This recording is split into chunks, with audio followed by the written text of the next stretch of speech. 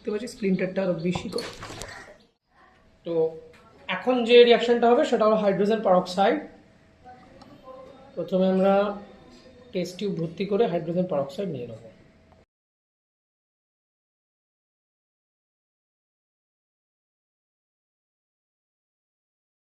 এর মধ্যে 1 pinch potassium permanganate মজুলাসটা নিয়ে সাথে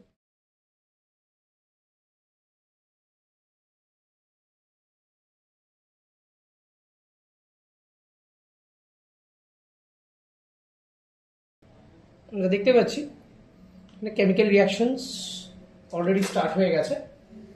এই কেমিক্যাল রিয়াকশনসের মধ্যে কি কি ঘটছে সেটা দেখার জন্য আমরা আগে থেকে একটা ধূপকাঠি ধরিয়ে রেখেছি। দেখতে পাচ্ছি দেশলাইটা আরও বেশি করে, ধূপকাঠিটা আরও বেশি করে জ্বলতে শুরু করেছে, কারণ এখানে অক্সিজেন গ্যাস প্রডিউসড হচ্ছে এবং ডিউরিং দ্যাট রিয়াকশন এখানে কিছুটা অ্যামাউন্ট অফ হিটও প্রডিউসড হচ্ছে। আমরা আবার দেখব।